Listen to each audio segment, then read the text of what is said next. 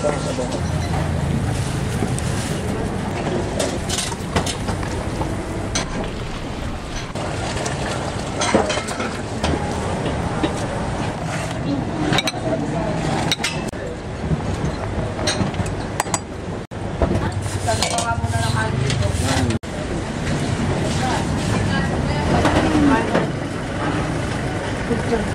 ko na.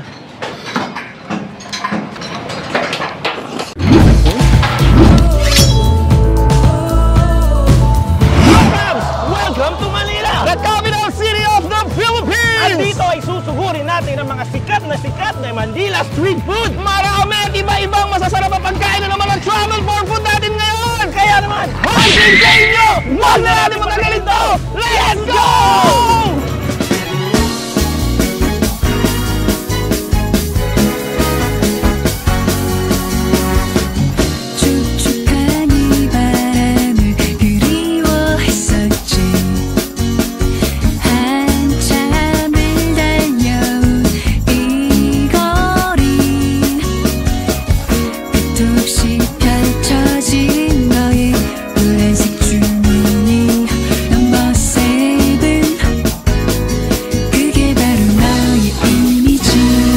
Manila, ang tinaguriang capital of the Philippines, at talaga namang sobra sa dami ang sikat na street food dito sa Maynila. Mula sa Sotanghon ng Quiapo, Chinatown Binondo, Tumpong sa Tondo at Chicharon ng Divisoria. Ngayon naman ay subukan natin ang dalawa pang sikat at tinarayong dainan dito sa Malate at sa UP Diliman. Dalawang magkalayong lugar pero parehas namang famous at legendary. Umpisahan natin ang chibugan dito sa Maria Orosa Street, kung saan matatagpuan ang isa sa pinakamasarap at talaga namang dinarayong parisan na kung tawagin ay Pares Usok. Ito ang Chills Pares and Mami na matagal nang namamayagpag mula pa noong 1999 at binansagan siyang Pares Usok dahil sa unique na pagpapalambot ng karne ng baka at usok na mula sa pagluluto gamit ang kahoy. Tara, subukan na natin ang kanilang version ng Pares, puto-puto at Mami. Kumanta na mga Cubs! Kainin na mga Cubs! And finally, matitigman na natin most requested ng mga Cubs station natin, Chills Pares dito sa Orosa Street sa Malate. Sa pinakasikat na Pares dito sa Manila mga Cubs. Meron tayo dito Mami na Pares at meron pang... Ito yung Pares lang talaga, Cubs, normal na Pares at buto-buto na Pares. Meron pa siyang pa-bonus na bone marrow. Parang package na siya. Yan. Kasama na rin yung itlog dito. Ito yung tinatawag nila Cubs, yung in-order natin yung mga combo meals nila. Tikman na muna natin to. Sa akin kumami ta. Sa akin tong Pares Cubs, yes.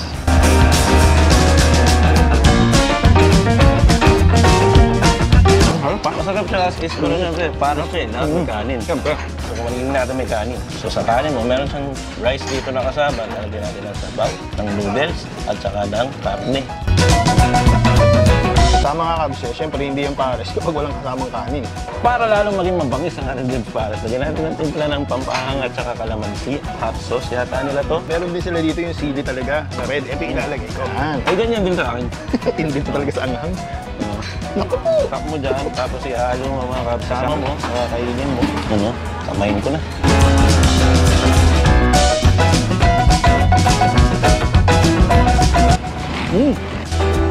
At yung iba nilalagyan din nilang toyo, so gagayahin din natin yun. Dalawang kutsara na para mahalo natin.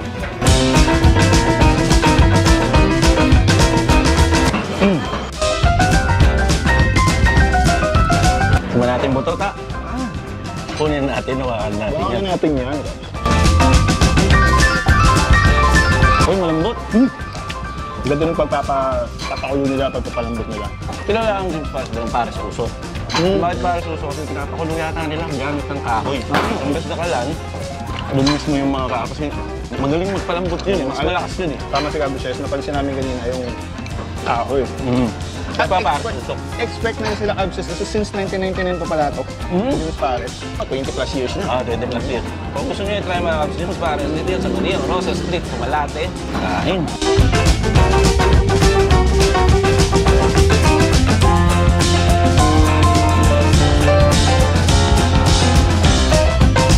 At para sa extra sabaw mga Cubs, dumadami sila dito na papre. Galing mo. Sabaw ng Pares. So magre-refill ka, yan katulad nito. Unlimited yung sabaw Cubs, no? Galing mo. Yan, no? Sarap pinakuluan. Mainit-init pa.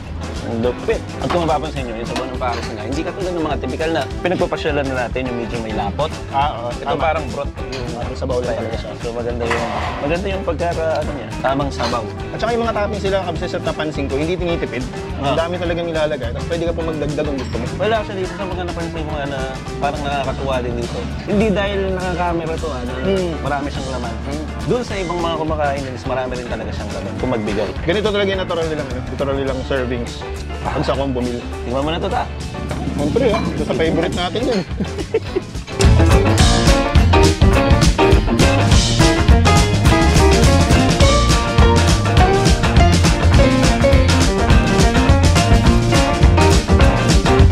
Cheers! Harap. Wow. Lagyan mo pa ng itlog para solid experience talaga. Tulog ko na dito sa akin. Ayan.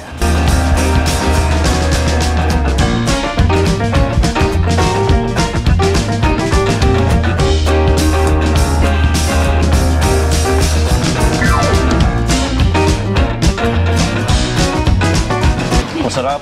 Tama yung lasa, tama yung lambot, tama yung pagpapakusok sa kahoy. Talagang lumambot yung beef. Sakto lang. Kasi gamit nila kahoy. Nag-a-add daw ng ibang flavor talaga yun. Pag yun ang ginagamit mo sa pagluluto. Kaya ang sarap niyang pakinggan. Pares Usok. Pares Usok, dito yan sa James Pares and Mami.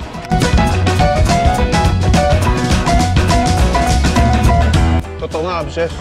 Not your ordinary pares. James Pares. The best. Pero ma, hindi naman kompleto ang travel fair kung dito lang tayo. Siyempre naman. Pupunta tayo sa Daco Paraon, mga Ops. Ha? Sila naman? Kasya pa, let's go!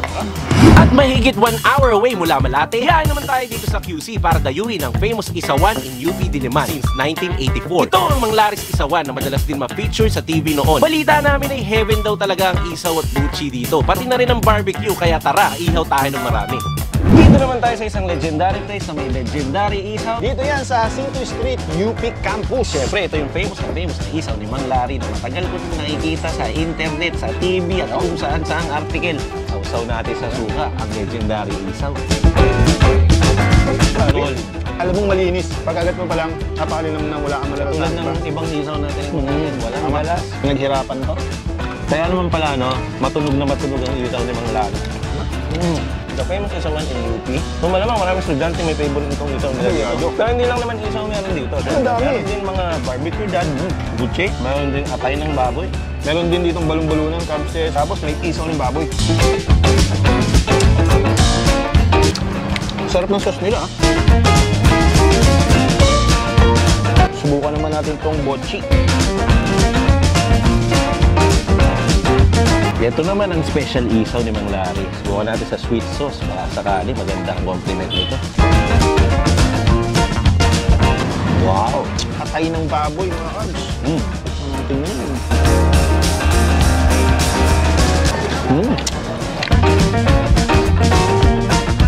Since 1984 pa itong Mang Larry. Kabal na. Sa pagkakaalam ko, wala namang bakod dati. Dati nga rin isang parilya lang. Oo nga daw. Ano sa kwento? Kasi siyempre, lumaki ang business na sumika ng sumika.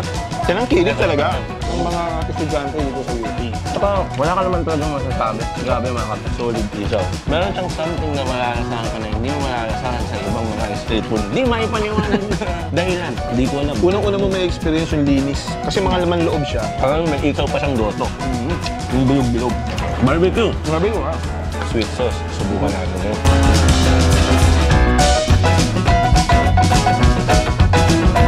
Pinoy na Pinoy. Masarap yung pagkakatimpla, masarap yung mga sauce nila. May karapatang sabihin, the famous isawan. Hindi man natin may paniwanan, pero kapag natikman mo, famous. Ulit-ulitin mo talaga. Saka pala, ang oras na. Okay, it's time for dessert. Uy, tama. Uy, may napansin ako sa wristwatch natin, Kabs. Siyempre, in-influence natin si Eliora Inoxilis. Maraming thank you sa so much. regalo ninyo. Thank you po. Sobrang galing ng Eliora lang. Isang magara. Magara ang tawagin. Magara ulit. Galing kayo niyo. Thank you po. Maraming pong salamat. Nakakatuwa. Pero kahit gano'n, hindi pa rin kami on time. Kaya dapat lagi natin sunod. Dahil maghapon na, kaya natin mag-dessert. Bago tayo mag-dessert. Panulak muna. Cheers muna natin. Cheers mga Kabs. Cheers. So refreshing. Mabalot ko na. ito sa akin isa. Dito tayo sa dessert. Let's go! Let's go! Saktong-sakto, paglabas nyo kay Mang Larry, dito lang siya. Meron tayong pagdi-dessertan dito, ta. Ice cream. Paboritong ice cream ng mga Pinoy. Order tayo, tara.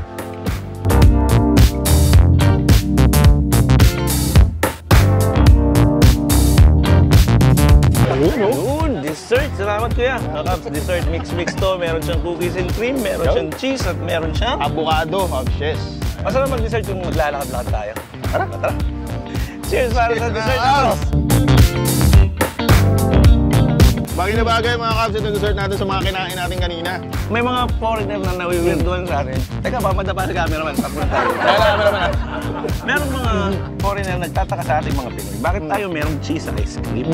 Pero panlasa natin, di ba, Kabs? Lahat naman siguro kayo nakakain na ng cheese na ice cream. Ang sarap-sarap. Nung bata tayo, Kabs, inaabangan pa natin ito dumarating, di ba? Bumabating-ting ba yan? Tawag natin dito dati, dirty ice cream. Pero hindi naman sa marumi. Nakang bata ako, pinapatuloy kong din. Para kaming bumalik sa pagkabata, mga Kabs.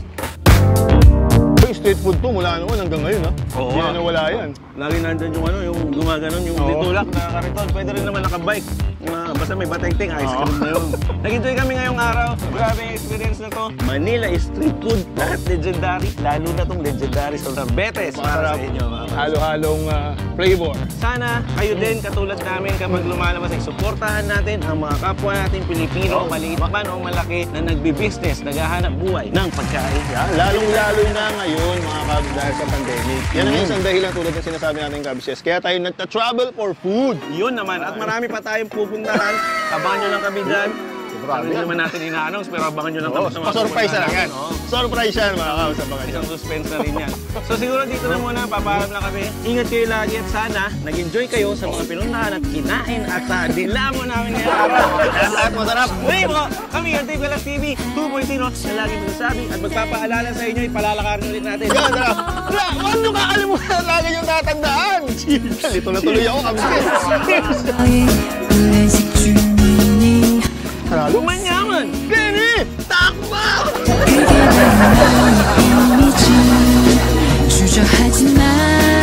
Oy, tungkol ko yung Ryan, tsaka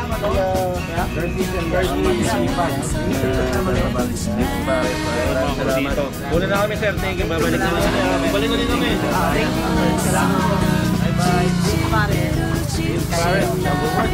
Click here. Click here. Check mic. Direct, okay lang. Attention na. Sorry, direct. 1, 2, 1, 2. Kasi wala na tayong iwanan, ganung oras na. Sorry, direct. Tira.